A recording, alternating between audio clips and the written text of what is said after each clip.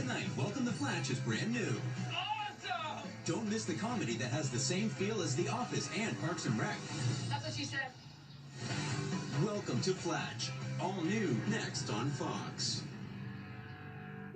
And just like that, the Dale Jr. installment of Welcome to Flatch is officially in the books. So let's get into it. I'm going to try to make this as quick as possible so I can have plenty of time to rest upstairs in my bedroom and upload everything else that I have yet to upload to Instagram and YouTube. So Kelly seemed like she was in a pissy mood tonight just because, even though her father did come back and, her mom, she wasn't seen on camera today, wasn't seen on camera today, was kind of in a pissy mood herself. So I guess that's her Kelly rubbing up. And there's one of the characters that I was overlooking all season, but caught them just at the halfway point, just in time at the halfway mark of the inaugural season at the Dale Jr. installment. So whoever you are, I'm going to shout you out right now.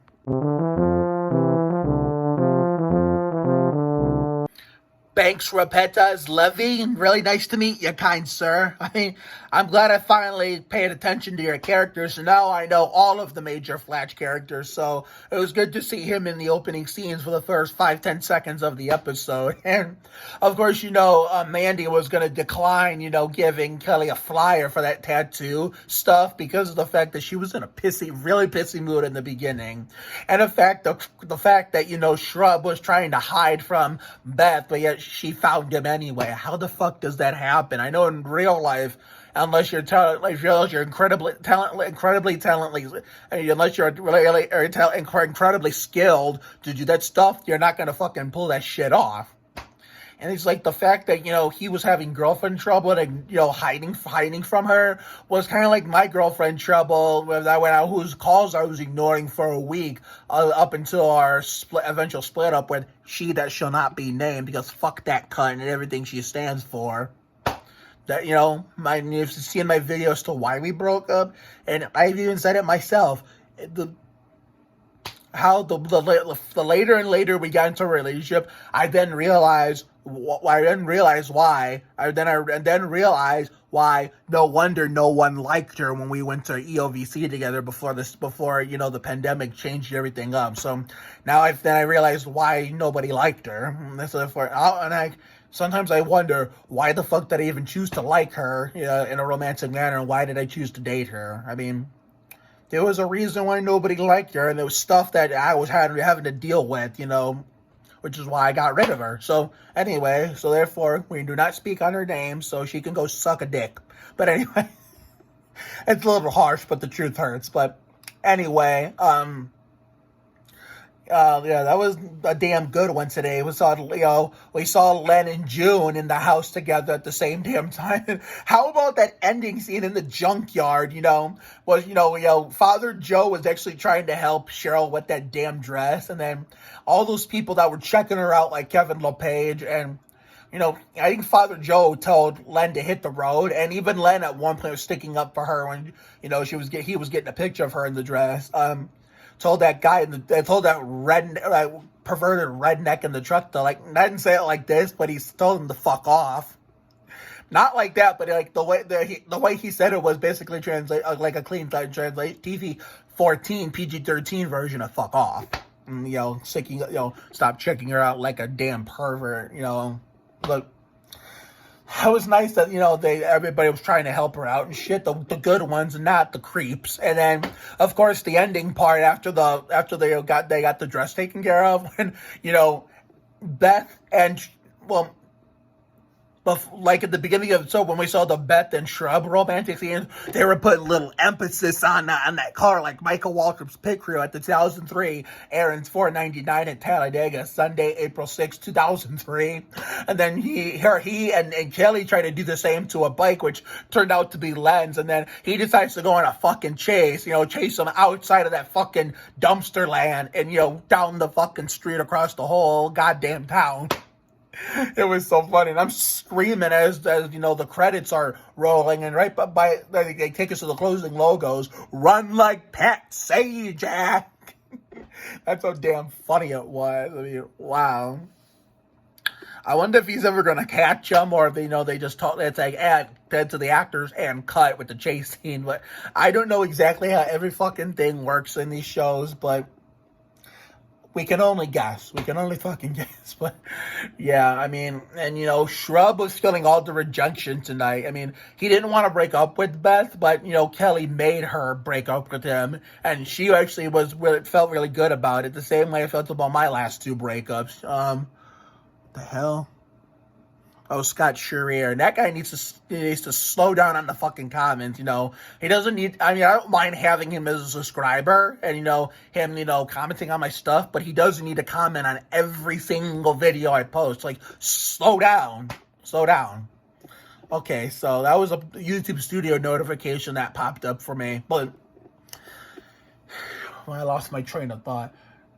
Oh yeah, you know, like how, you know, Beth didn't even feel bad about her breakup with Shrub, you know, considering how I can relate to that. You know, how my last two breakups with Margaret and Sheeta shall not be named. I handled it pretty well, because if this was, you know, if I dated somebody in Berea, which sadly didn't go according to plan because nobody wanted me, but yeah, soon, you know, the whole story, when I was wanting a girlfriend in high school, nobody wanted me, and even if I did, and if there would have been breakup, I probably would have handled it in a more sensitive manner. But since, you know, nobody wanted me at high school, I then make the move to North Ridgeville and, you know, go start going to Merritt Ridge and then later try at ViaQuest, and then boom, all the girls want me more than I want them.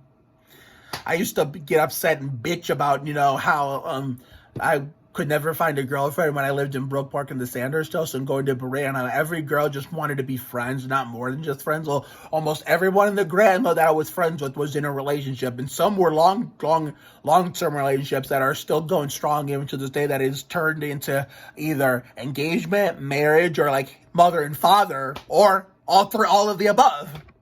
But I have found love many times, but I've not found the right person yet. But that Haley story is coming. This Haley stuff is going to happen in a few weeks. The last 2 weeks of May. So therefore, it's either going to be the second to last week or the week of Memorial Day and the Coke 600 that's going to happen. So therefore, whenever week it comes first and I see her, I'm going to make my move. It's going to be off camera. If everything goes according to plan, we're going to do a little TikTok to one of the trends of the Fergie "You Can Hold My Hand" song. That way it'll indicate that we made it official.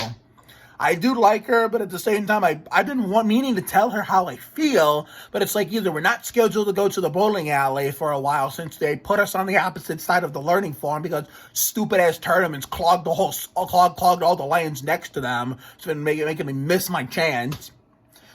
And then the last time I went to the bowling alley, I didn't come into work, but the learning farm wasn't even there anyway, and neither was any other provided day program, so I really didn't miss anything, so I really don't feel bad. But hopefully they'll all be there the last 2 Thursdays of the month. That way I can tell how I feel. And then everything goes according to plan. I will be making that TikTok, but where else I'm going to be doing the Thursday night presentation video, because by then I think, you know, it'll be close to the end of Danger Force and Side Hustle season, you know, season 2, and it'll probably, I think the Flatch season will be close to the end by then, so I'll have more time to, like, film anything I want on Thursdays. It's not like, you know, Nickelodeon or Fox related, you know, that's in the second half of the season, because the first half, the Thursdays were Decker Lele, for Nickelodeon, and I think, you know, Mondays was the big leap for Fox. You know, the TV schedule has changed, and like no other in 2021, 2022. So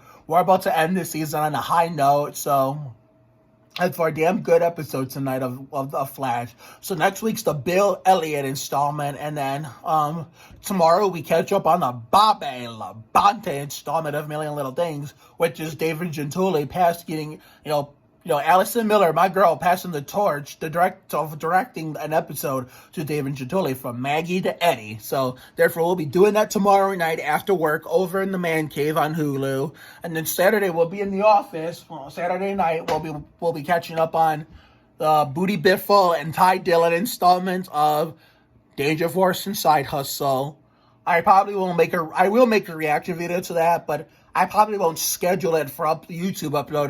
I probably will schedule it for a Sunday morning upload because I'm going to be way too tired to make it and then record it and then upload it in one night. So Therefore, I will not have fucking time for that, And then after the Carolina Dodge Dealers 400 on Sunday, and I'd make my race reaction, which are sadly no longer going on Instagram as we speak.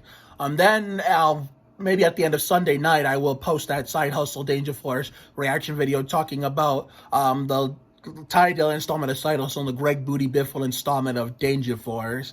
And then Monday, we're going to be catching up on the Tony Stewart installment of the Goldbergs, and there will be a reaction video to that. And I will be using the DVR. And plus, it's best so we catch up every single day, and we have shows to catch up on. That way, we can get this television season over with faster. And Tuesday, if we do all this tomorrow, Saturday, watch the race like normal on Sunday, and then, and of course, to the last of the catch-up, hopefully for the season, on Monday, it's possible we can actually do whatever we want on Tuesday, and then, do the usual Goldbergs and a million little things Wednesday, and then, of course, usual Danger Force, Side Hustle, Flatch on Thursday, and then Friday, we take off to my dad's crib, because, my sister's coming back into town just 2 weeks after her initial visit for my baby cousin Nico's first communion, because she's having a baby shower, because I'm gonna be an uncle. It's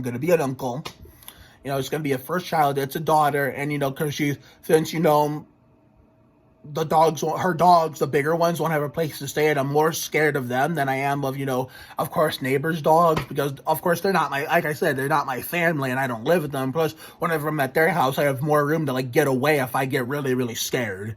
And plus, I'm around them more, so therefore, I get used to them faster. That's why. It's harder to do when it's your own family, and you don't have a place to go, run away if you get really, really scared. And plus, my dad has little dogs, but generally speaking, those are easier than big dogs. So I don't want to be terrified of my sister's dogs because, we made the mistake last year of going to South Carolina to visit her. That mistake wasn't even on my mom or my grandparents. That was on my dad, because of the fact he didn't want to take me when they went to South Carolina. He did for Father's Day in 2020, but he didn't want to do it again in 2021. And so therefore, look what happened. That ended up backfiring because my dad's still stupidity and not wanting to take me, knowing I would be safer with him and his dogs more than my sister's dogs, considering I'm not used to them. And I know they live out of state and shit, so I'm not used to them or anything, which is why he's actually redeeming himself for last year for Labor Day. So the next weekend, redeeming himself from next weekend, he's redeeming himself from last year, and probably realizing what he did wrong at the time. So there for Friday, I will be stopping out at my dad's crib, and Saturday next weekend's Kansas race weekend. We don't have any shows on Side Hustle is not on Saturdays anymore. I'm not sure what's going on with Drama Club, but they better get it in gear and let us know whether or not it's coming back for season 2. And then, of course, I most likely can't watch the Kansas race next Sunday because of my sister's bridal show. That'll be off camera. There'll be lots of pictures and maybe some TikToks, but no YouTube video. I kindly asked permission to see if maybe I can get a small video in there for you guys, but she politely said no, and she was flattered that I asked before I just went ahead and did it anyway. So that's what I like to do, because in fact I used to do the opposite when I was growing up. And then Monday, I think Sunday night she can't leave because we'll be partying all day, and then she'll have to sleep in the night. And then Monday, she'll be going back, and then we officially get to finish the 2021-2022 television season. But wait, there's more. After all the ABC and ABC, after the 2 ABC shows finish up, not only are we gonna finish our only Fox show we have left, not only are we gonna finish the last 2 Nickelodeon shows we have left, even after all that is done and we start going into the summer season on Disney Channel television, which is gonna be Villains of Valley View, Ultraviolence Black Scorpion, and whenever season 6 of Bunked premieres, there's going to be one last thing to do as the proper personal finale. That of course is going to be the regular finale of everything with AMLT, Goldberg, and eventually Flatch, Hustle, and Danger Force. But for us personally, after we get through all that, and even if it goes into our Villains of Valley View, Ultraviolet, and Bunk Time, we're going to do something special like no other. We're going to do a mega mix. We're going to do a mega mix finale where we're going to catch, we're going to like check out the episode of This Is Us where Olivia Sanabia from Coop and Cammy appeared on as McKenna. You know, remember her as Charlotte Rather on the show? One of my favorite characters on Coop and Cammy from back in the day when I was still in my middle of my latest YouTube break. Well, we're gonna do that, and then we're gonna do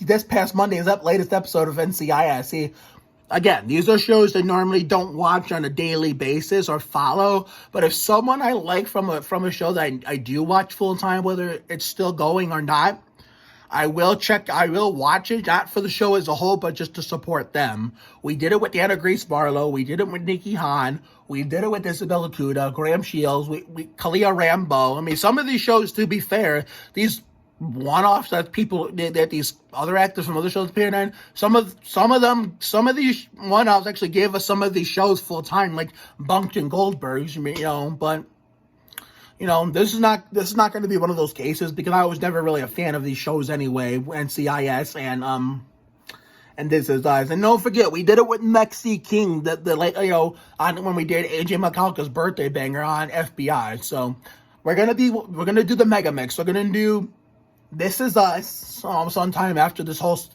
after all the main shows are done. Well, but right as we're going into the summer season of Ultra, Villains of Valley, and Bunked. We're gonna do This Is Us, and with Olivia, and on NCIS, the people who are appearing are Daniel DiMaggio from American Housewife, remember? Oliver Otto, Bria B from the Goldbergs, who plays, her real, remember how Sadie Stanley plays the real Bria B? Well, the real Bria B plays the real Bria B's mother, Vicky B. So that's why I'm going to support her for that. And I'm going to support Daniel DiMaggio because American Housewife. And then, of course, I'm going to support, Matt Sato, I think he's on Side Hustle on Nickelodeon. So I'll be supporting 3 people from 3 different shows from 2 different networks. So Side Hustle, 1 Nickelodeon, 2 ABC. Side Hustle, American Housewife and Goldbergs, and of course we got Olivia from Disney Channel, Coop and Cammy on This Is Us. So let's get the fuck out of here now. Have a good night tonight and a better day tomorrow. Life will give you a lot of lows, but when you hit a high, enjoy it. It ain't for the weak. Goddamn, be you. You have to try harder to do less. You can't deport a dream, and sometimes the worst things in life lead to the best things. So take care, everyone. Good night, and I will see you all tomorrow night for the Bobby Labonte installment of A Million Little Things when we catch up on that shit on Hulu in the Man Cave. So see you later, everyone.